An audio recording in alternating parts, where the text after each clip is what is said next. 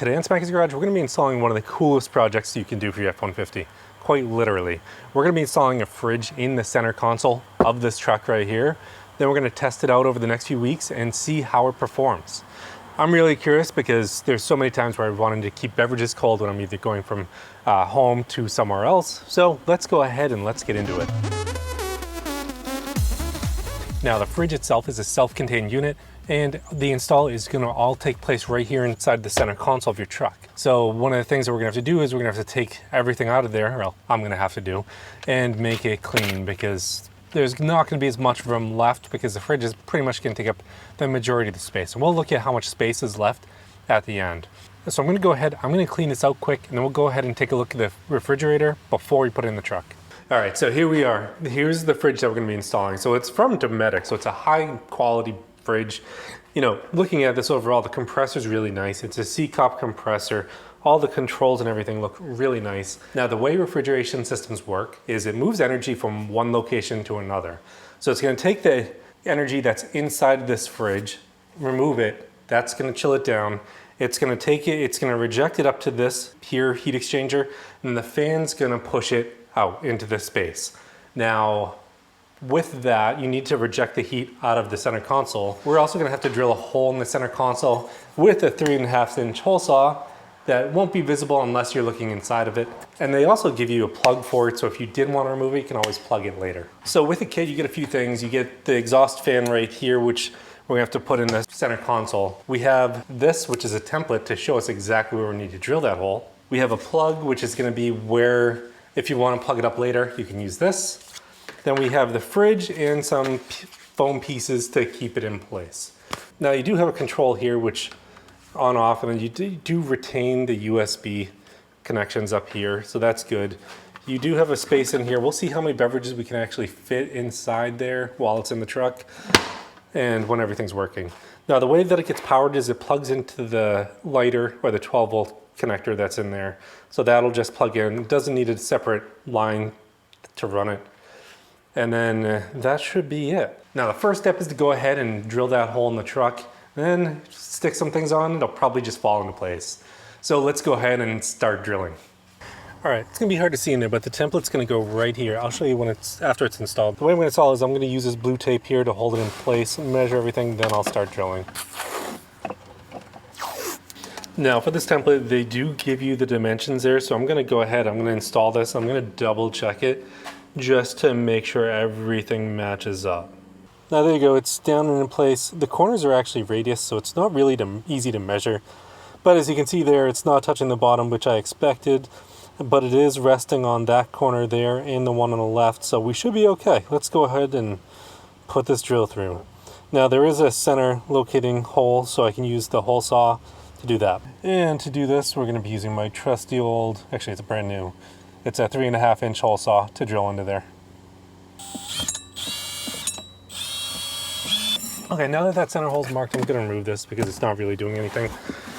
And this should just locate in there.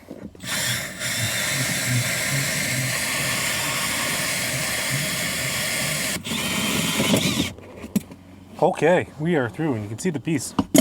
Doesn't look like I cut through anything else.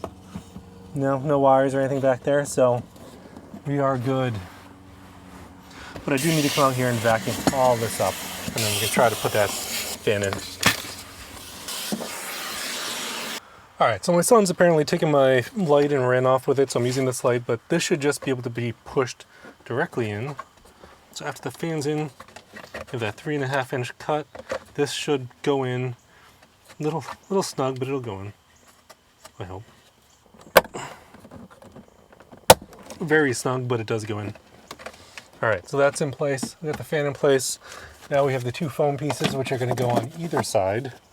So they should go with this piece all the way in the back. So you're going to see here, this angled piece is going all the way to the back, and then this side's going on. So we go ahead, take this off, and we'll stick it in place. This off. I'm going to go ahead and stick this. It says put it at a 45-degree angle. Get it on that ledge. Backs all the way at the back. And then go ahead and just stick it in place. Then go ahead and do the same thing for the other side over here.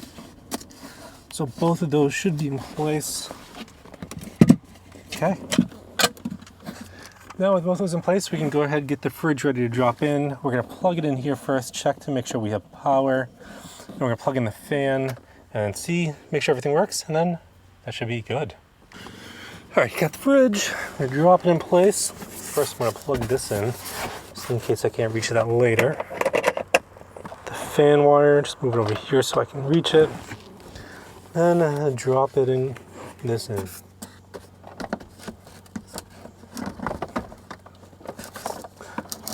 And a little tight fit. So before I go ahead and drop this in, I'm actually gonna plug in that fan wire because there isn't much room. So the wire that's on the fan, it's hard for me to record it, but it's gonna plug directly into the front right here. There's a connector for it. Okay, we're plugged in, red, black, red, black. Now I'm gonna drop it in.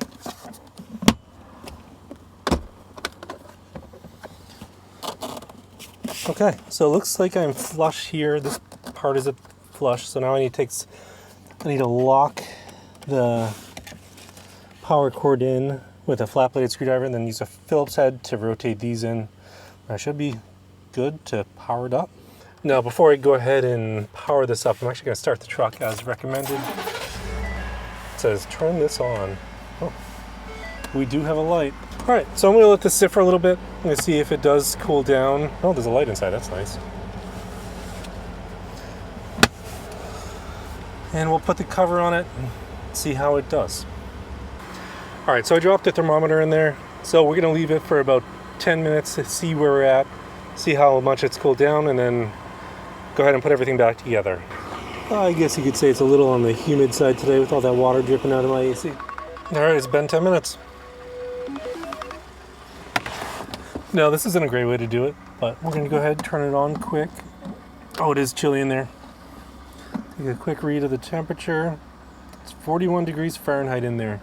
So it's definitely cooling down pretty quick. There you go, 41. It's gonna be going up a little bit. That is not touching the wall, it's just floating there. So it definitely has some cooling power, but we're gonna have to test it out a few times. We're gonna have to start using it this week and I'll let you know how it does. Oh yeah, those walls are pretty frosty and pretty cold. Now it says if you turn the truck off, that'll actually stay on unless you turn it off yourself. For now, since I'm not using it and I know it cools down so quick, I'm actually gonna just turn it off and leave it off. All right, so we're testing out a real use case for this. So I've loaded this up with 4 different cans. Now I'm gonna go ahead and shut this truck off and I'm going to leave this on for a little bit of time to see when it's gonna shut off. Now, use case for this is, let's say you're parking somewhere, you're leaving your beverages in your truck to stay cold while you're out doing something because you'd rather have them in a refrigerator than a cooler. Or maybe you don't have a cooler. So let's give it a little bit of time and we'll recheck it every few hours. All right, so it's been a good 2.5 hours almost. Let's go ahead and see how the temperature is doing in there.